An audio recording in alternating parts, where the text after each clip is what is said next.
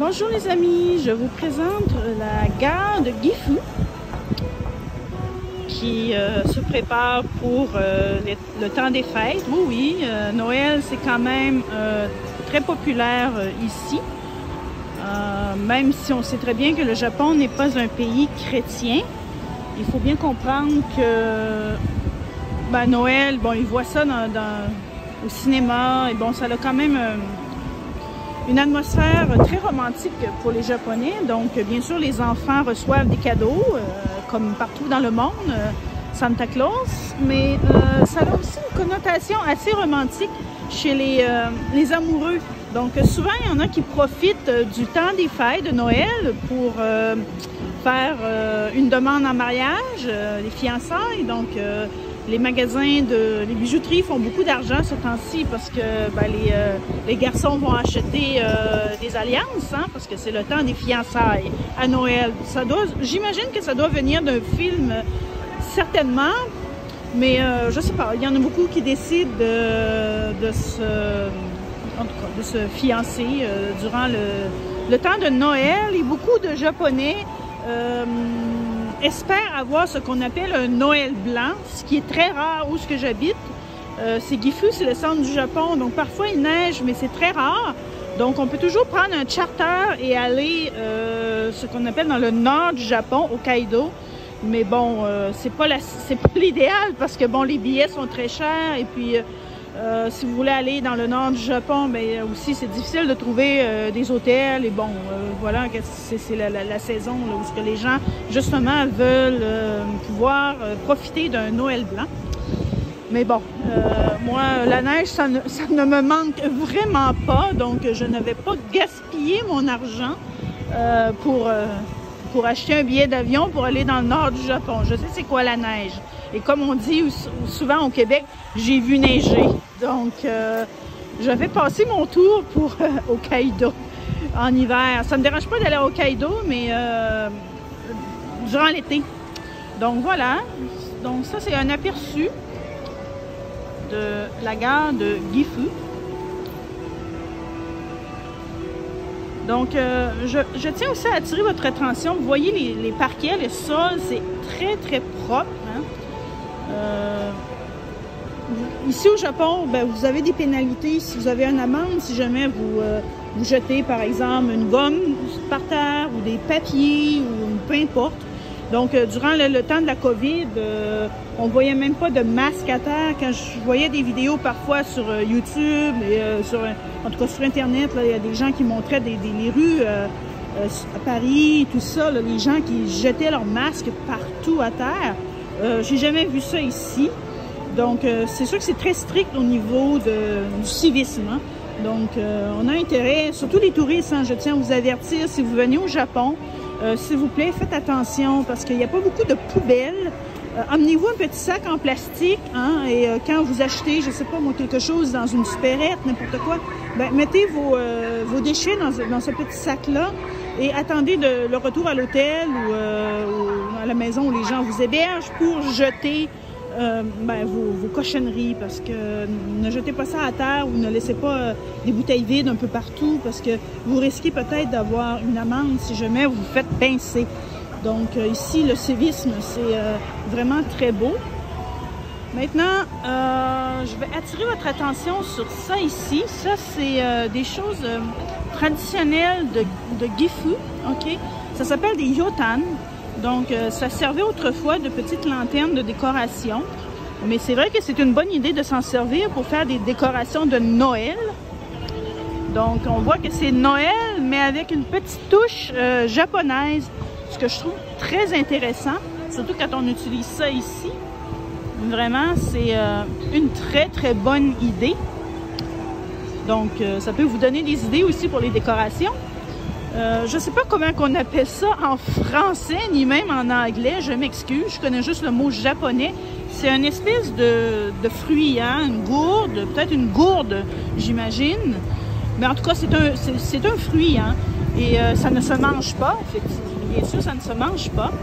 Mais on en fait soit des gourdes pour transporter du liquide, ce qui se faisait autrefois, ou des lanternes, comme vous voyez là présentement. Donc, très bonne idée, mais je pense que c'est gourde, mais je sais pas, je connais juste le mot japonais, malheureusement.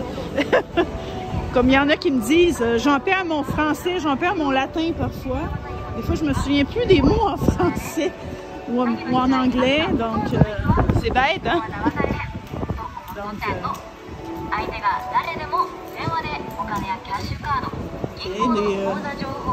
des trucs de sécurité, mais j'avoue qu'ici, la sécurité, c'est vraiment au top. Hein. J'ai vraiment pas peur. Là, je suis ça, c'est la soirée. Je vais aller manger bientôt. J'ai fini mon travail. Donc, bon, ben là... OK, lui, je sais pas qu'est-ce qu'il a, mais... OK, il est de bonne humeur, j'imagine. Donc, des fois, c'est vrai, il y a des gens qui, on dirait ici au Japon, on dirait qu'il y a des gens qui pètent les plombs, je sais pas. Surtout dans la sortie des bureaux, comme ça.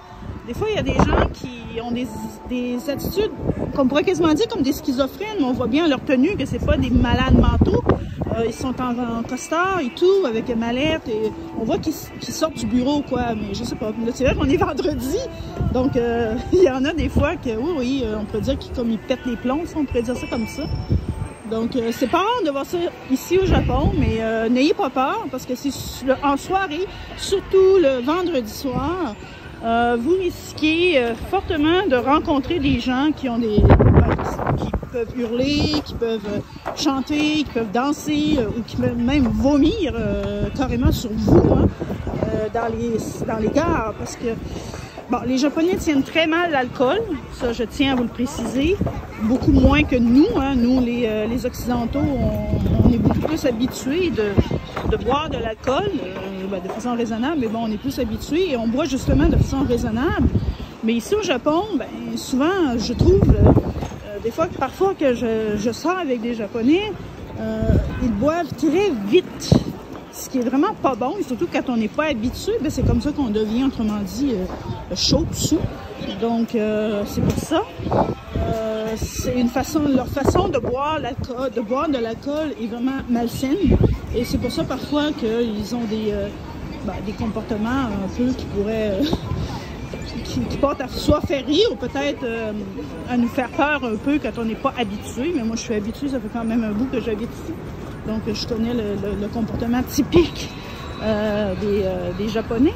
Donc voilà, c'est cette introduction à la gare station de Gifu. Donc voilà, c'est une ville de taille moyenne, je dirais. C'est pas une très grande ville, mais je suis à côté de Nagoya qui, elle est beaucoup plus grande.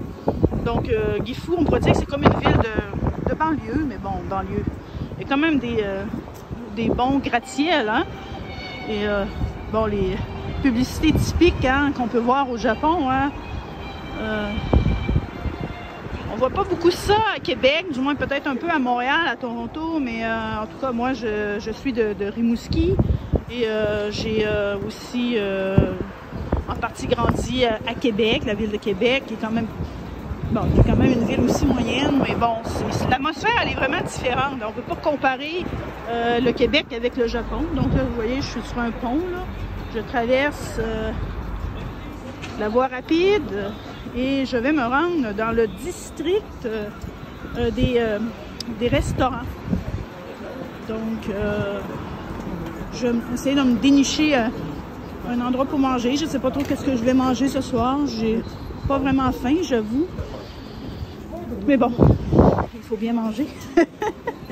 Donc, parfois, je vais vous faire des petites vidéos comme ça. Donc, voilà. Bon, j'essaie de ne pas filmer les gens parce que c'est impoli. Oui, vous voyez, ça fait tellement longtemps que j'habite au Japon que je me comporte vraiment comme une Japonaise très soucieuse de la politesse, du respect des gens et tout. Donc voilà, ça c'est une supérette, soit disant en passant, si vous venez ici au Japon. Les supérettes, ils vendent de tout, hein. C'est un peu comme une petite mini-épicerie. Donc voilà. Donc, je vais vous revenir plus tard pour d'autres vidéos comme ça. Si ça vous plaît, dites-moi là dans les commentaires, s'il vous plaît. N'oubliez pas de vous abonner, OK? Parce que je vais publier régulièrement des petites vidéos comme ça. Ça vous permet de connaître un peu le Japon, de connaître aussi mon mode de vie, d'apprendre à mieux me connaître aussi.